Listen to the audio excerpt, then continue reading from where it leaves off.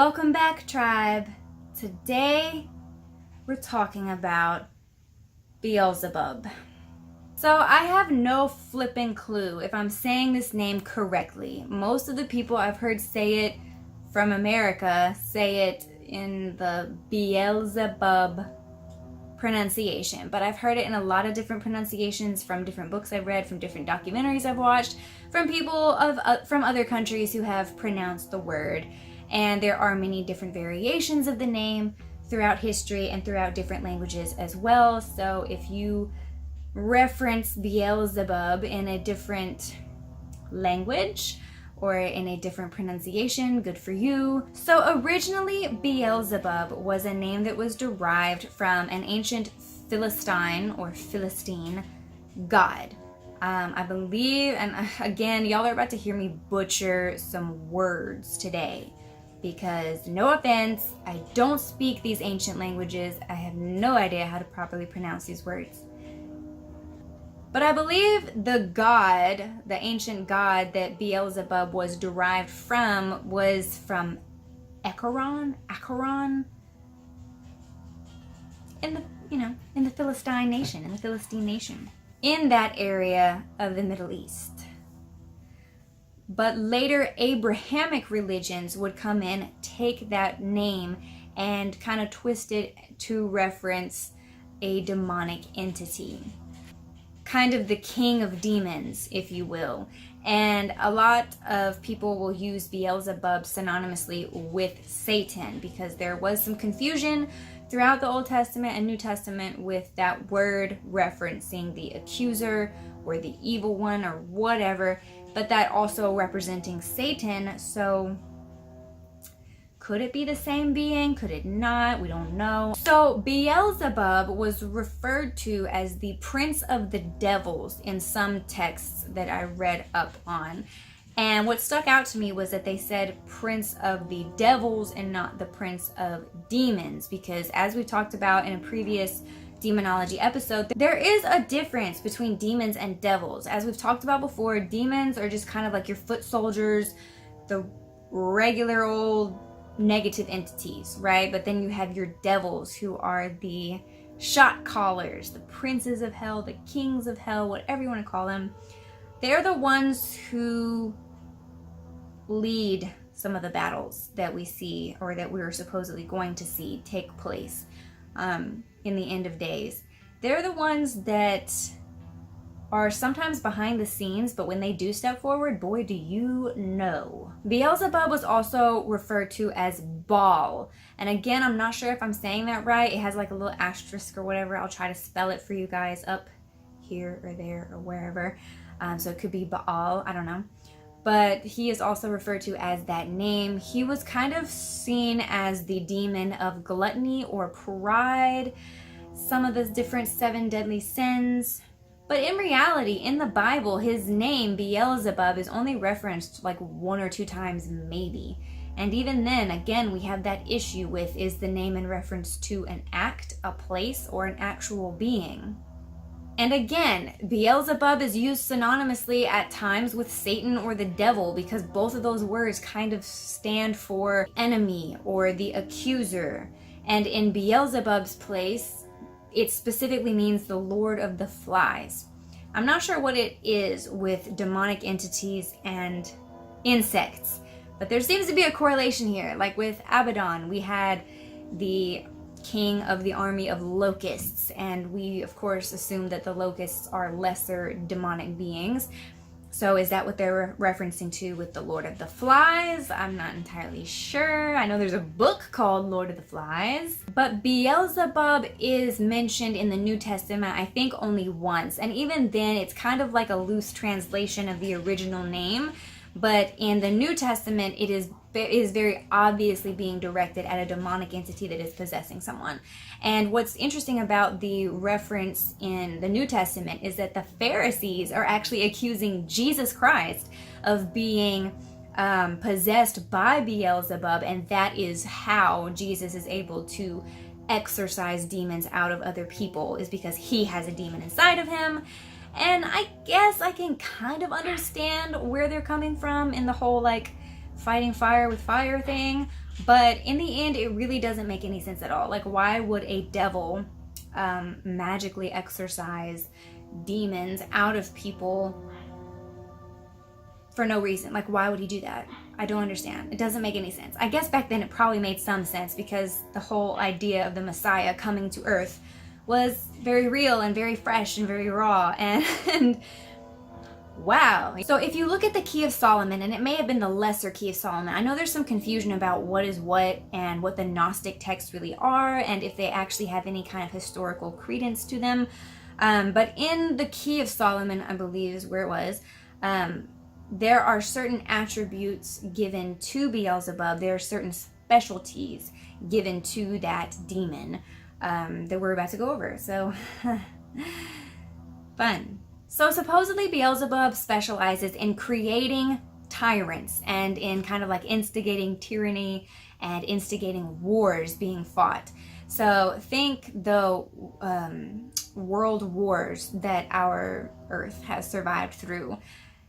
In theory and in theology, Beelzebub probably had a hand in creating those disasters and in starting those wars and in instigating all of the negative, horrible things that happened in both World War I and II.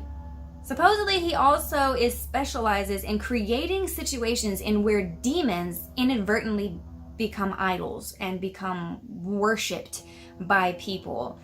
So for Christians, I assume that could mean other religions outside of the faith, especially new religions that just kind of pop up out of nowhere and they have like really negative connotations to them, and just they don't preach anything positive or of light of love. They just preach kind of like these negative things.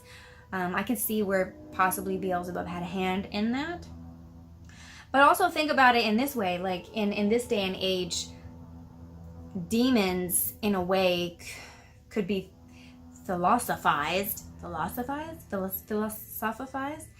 I don't know what kind of word I'm trying to say right now.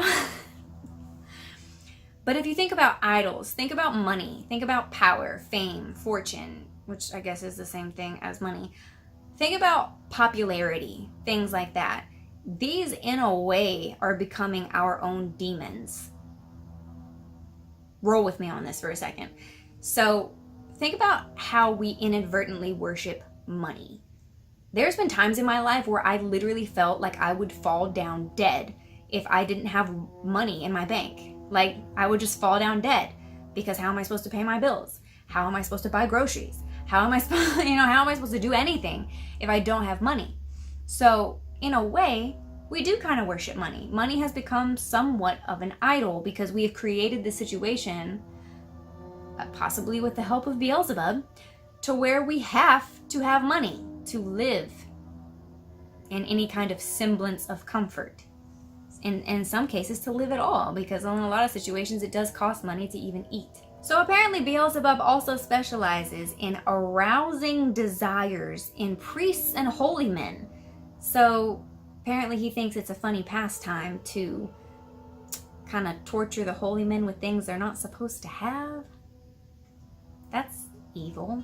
And last but not least, Beelzebub was attributed with kind of like specializing in bringing out jealousy and murderous behaviors in people. So anytime that you feel a little twinge of jealousy towards maybe another YouTube creator who's doing so much better than you, or that person at work that got the promotion that you wanted, or, that could be Beelzebub poking at you just a little bit. So yeah, jealousy and murderous behaviors. Let's not go there. I've never actually felt murderous towards anyone. I've had people that I have said I wanted to kill, but I wouldn't have actually killed in the moment because, again, I don't want to spend my life in prison. But yeah, he kind of brings the rage and the hate and all that good stuff out, which most demonic spirits also specialize in that. So it's not just Beelzebub you gotta worry about with that. So I believe it was in the Book of Solomon, which I believe it is actually different from the Key of Solomon in the Gnostic texts. But apparently in the Book of Solomon, Solomon himself has a full-length conversation with Beelzebub, where Beelzebub refers to himself as he used to be one of the highest ranking angels in all of heaven, and now he's like one of the few fallen angels left. which strikes up another theory. It strikes up this thought of, can demons die? Can demons procreate? Can they create spirits that were not originally part of the few fallen angels that fell originally? I don't know. It's a really creepy idea and creepy thought. Whenever I was researching Beelzebub, there were also some different sections of different like Gnostic texts that came up where Beelzebub was having conversations with hell. And it's weird, right? Because like hell, I thought, was just a place. But in some of the Gnostic texts, hell is a being. So it's kind of like, wait, huh?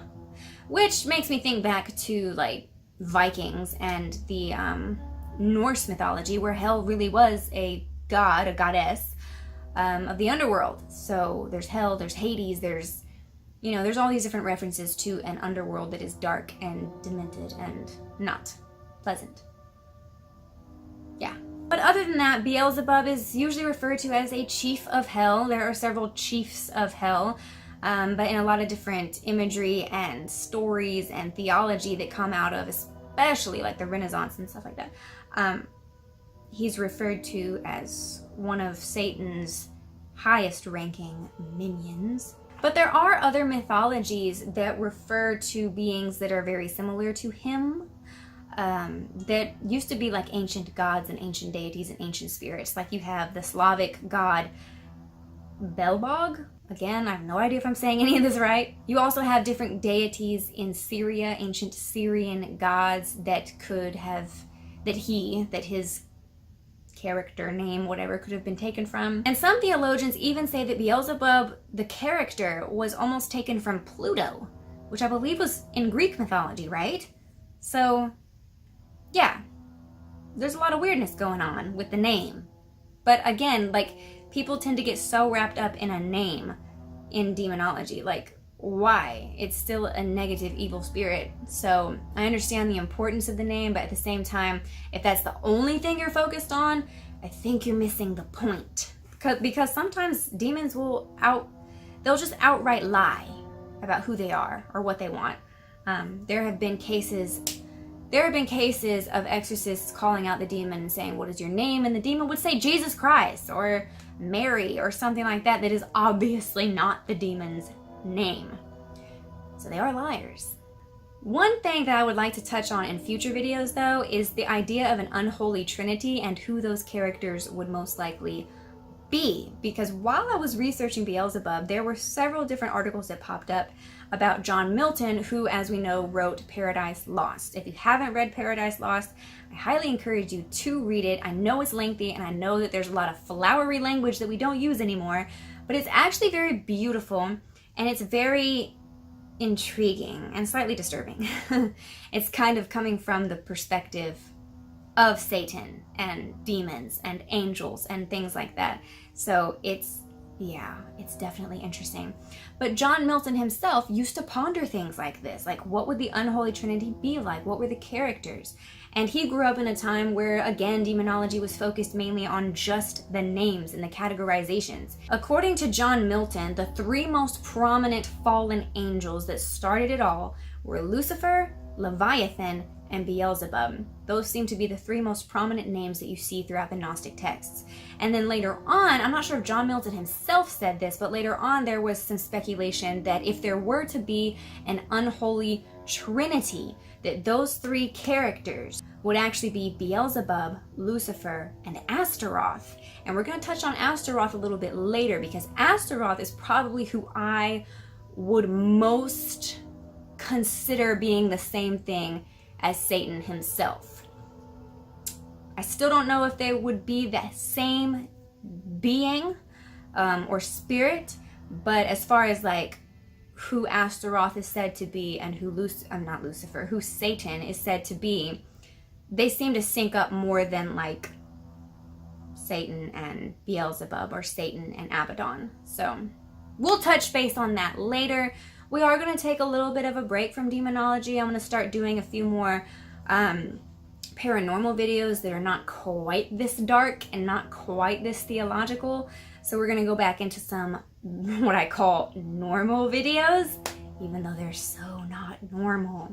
But before I leave you guys, I want to give one last little tidbit about Beelzebub.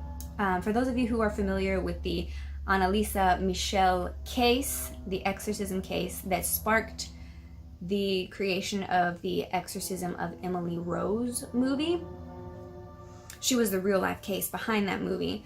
One of the demons that was supposedly possessing Annalisa Michel was said to be Beelzebub. Obviously, they were speaking a different language during the tape recordings of that exorcism, but according to the specialists, the name Beelzebub does come up a few times during her exorcism. So, could it be possible that she was being possessed not only by regular demonic spirits, but also by a high-ranking devil like that? We don't know. If y'all would like me to do a video about the Annalisa Michel case, let me know. I would gladly do it, even though it's kind of been like just the horse is dead, you know what I'm saying? And people keep kicking it. So I'm not trying to like rehash the same old cases over and over and over again. But if y'all are interested in hearing my viewpoints on it, I will definitely do that. If you liked today's video, be sure to smash that like button. Thank you so much for watching. Y'all are all amazing, epic fucking people. I love you. I hope y'all are having a great day, a great month, and a great year.